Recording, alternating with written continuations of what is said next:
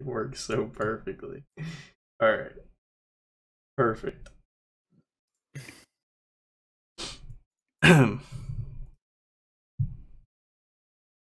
Here we go.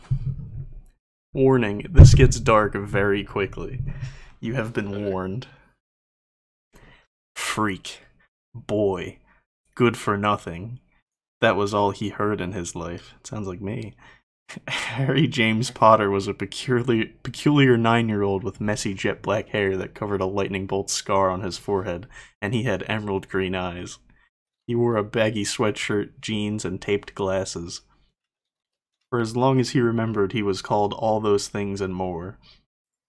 Four Eyes, Brat, Troublemaker. Harry didn't know how he took it for 9 years, but no more. It all ended with one more name to his long list. Murderer. There's like a bunch of zeros. I'm not sure if that's supposed to be a divide or... I think that's a divide. Okay.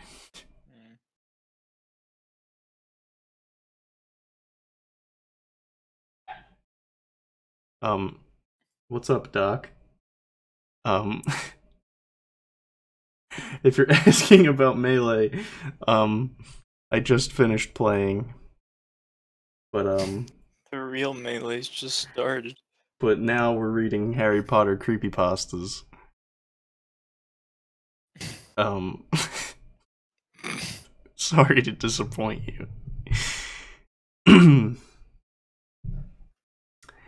Harry Potter was breathing heavily as his face was covered in blood, and he held a bloodied fork with an eye on it, as a body of a huge man was in front of him before he dropped the fork. He was just now coming to terms with what he did. The man he murdered was Vernon Dursley, his uncle who worked at the company that sold drills called Grunnings. I didn't know that. I didn't know that either. I'm glad that he's characterized. Harry Potter pasta is the melee of creepypasta. Now, Vernon always put up a facade to people that he was a man who did no wrong. When in reality, hang on, I know what'll make this better. I need to add some like ambiance some, like, music. Spooky noise. Yeah. Spooky ambient music. There we go. Dark ambient music, 10 hours.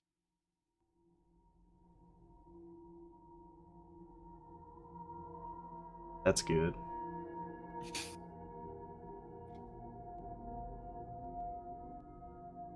Turn it down a little bit. There's like things barking outside. Alright. Things? You mean a dog? Things. There were times when he would lock Harry in the cupboard under the stairs, cupboard capitalized, where he usually slept with the spiders, or abuse that left bruises that Harry had to hide from people. Tonight was an extremely bad night, when Vernon came home drunk from a failed deal and decided to punish Harry. First by holding him in the air by his hair and shouting at him while he was eating capital D dinner. Harry just wanted to put him down, but after feeling a small tug in his stomach, Vernon was knocked backwards, dropping him on the table. Scrambling to get away from his uncle, Vernon was furthered angered by the display of freakishness, so he grabbed Harry, who had his hands on a fork, and brought him close to Shout, and reacting in fear, Harry plunged the fork in his eyes before feeling the tug again, and this time, when the man fell, there was a loud snap emitting from his neck. I killed him, Harry thought with wide eyes. But he wasn't feeling any remorse. He wasn't feeling anything about this. In fact, he felt relieved. He invigorated. Those are feelings. Harry began to chuckle as everything that happened to him in his life went through his mind. This fucking ambient music sucks. There we go. Like, not loud enough.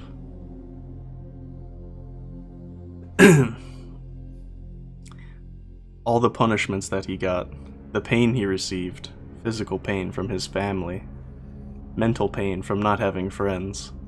This was the first time he actually felt like how he did. The chuckle soon turned to full-blown laughter as Harry lost it before he heard a car door and smiled. That was his Aunt Petunia and his cousin Dudley. Perhaps he could have this feeling again. Opening the cabinet, Harry saw the 2 sharp knives he always used for cutting up vegetables, considering the Dursleys forced him to cook. Grabbing them, Harry heard a scream, and he knew that Vernon's body was found. "Dudley, we need to go," Petunia, a very skinny woman, said in a worried tone, only to hear soft footsteps, and Harry rounded the corner. "Hello, Auntie," Harry said, giving a smile that actually scared her, and the obese boy that tried to hide behind her. Although he was too big to hide behind his skinny aunt, he was making a good effort. "Did you see my handiwork?"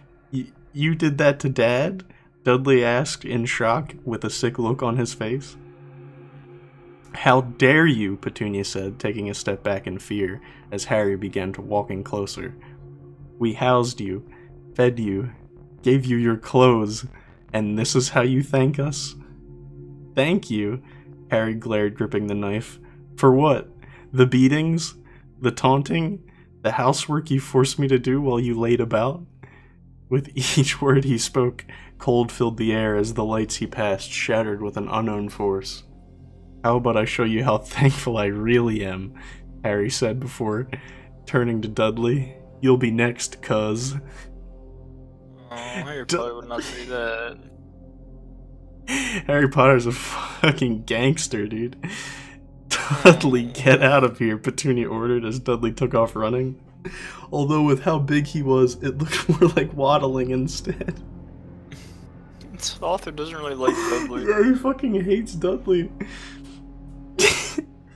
Looking at him moving, Harry knew that he wouldn't be able to get him until he dealt with his aunt, but there was a rush of the wind and the door closed before the deadbolt went in.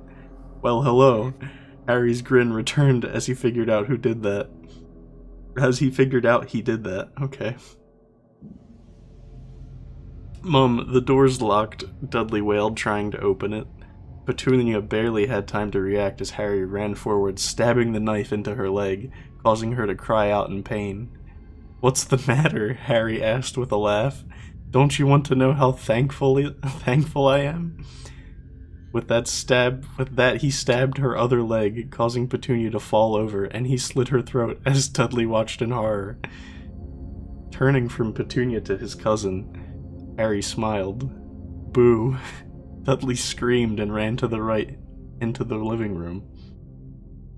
Laughing, Harry cut him off by running through the kitchen before Dudley could make it to the back door. "Remember when we used to play?" Harry asked as Dudley took off running again. "What was it called? Harry hunting?" Dudley was panicked as he tried to run up the stairs. "Well, how about we play some Dudley hunting?" The story fucking sucks.